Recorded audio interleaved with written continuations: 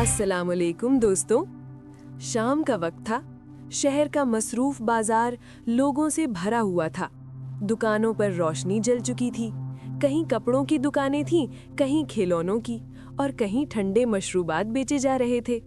लोग खरीदारी में मसरूफ थे और बच्चे खुशी से इधर उधर घूम रहे थे। इसी दौरान बाजार के बीचों बीच अचानक एक अजीब सा आदमी आकर खड़ा हो गया। उसकी शक्ल आम लोगों जैसी नहीं लग रही थी। चेहरा गैर मामूली हद तक जर्द, आंखें सुर्ख और होंठों पर अजीब सी मुस्कुराहट। उसने लंबा सियाह चोगा पहन रखा था और हाथ में एक पुरानी लकड़ी की छड़ी थी जिस पर अजीब निशान बने हुए थे।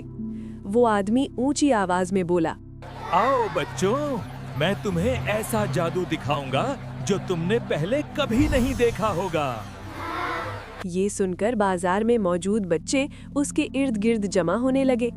उन बच्चों में अब्दुल्ला और उसकी बहन आयशा भी मौजूद थे। अब्दुल्ला ने हैरत से उस आदमी को देखा। अचानक जादूगर ने अपनी छड़ी फिजा में घुमाई। एक लम्हे में उसके हाथ में चमकता हुआ सिक्का आ गया। बच्चे हैरत से चिल्लाने लगे।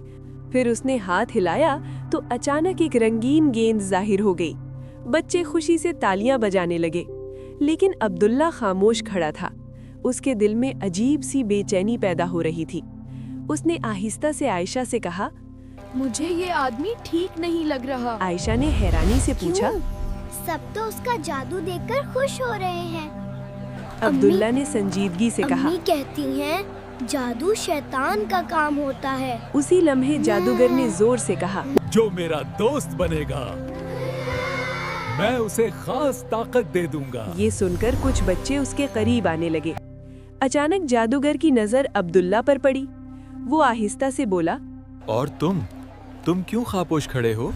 अब्दुल्ला ने हिम्मत क्योंकि करके अल्लाह के जवाब सिवा दिया। कोई ताकत नहीं ये रखता। सुनकर जादूगर का चेहरा बदल ये गया। तुम क्या कह उसकी रहे हो? आंखें और सुर्ख हो गईं।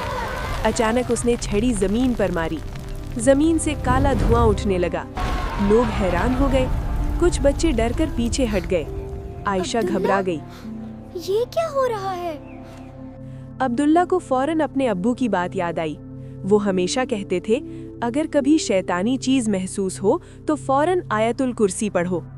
अब्दुल्ला ने फौरन बुलंद आवाज में कहा, आऊज़ु बिल्लाहि मिनश शैतानिर रजीम। फिर उसने आयतुल कुर्सी पढ़ना शुरू कर दी। आयशा भी उसके साथ पढ़ने लगी। जैसे जैसे कुरान की आवाज गूंज रही थी, जादूगर के चेहरे पर बेचैनी बढ़ने लगी।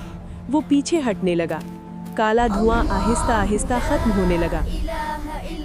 उसी वक्त करीबी मस्जिद से इमाम साहब भी वहां पहुंच गए। उन्होंने बुलंद आवाज में कुरान की तिलावत शुरू कर दी। चंद ही लम्हों में जादूगर की छड़ी जमीन पर गिर गई। उसकी सारी ताकत खत्म हो गई। लोगों को समझ आ गया कि वो आदमी सिर्फ एक धोखेबाज जादूगर था जो बच्चों को लालच देकर गुमराह करना चाहता था। चंद लम्हों बाद वो आदमी वहां से भाग गया। बाजार में खड़े लोग हैरान थे। अल्लाह ने हमें बचा लिया। असल ताकत जादू में नहीं, अल्लाह के नाम में है। आयशा ने आहिस्ता से कहा, अल्लाह ने हमें बचा लिया। अब्दुल्ला ने मुस्कुराकर जवाब दिया, असल ताकत जादू में नहीं, अल्लाह के नाम में है। दोस्तों, जादू, लालच और धोखा हमेशा इंसान को अंधेरे की तरफ ले जाते हैं, लेकिन अल्लाह का जिक्र और कुरान की आयतें हर बुराई को खत्म कर देती हैं।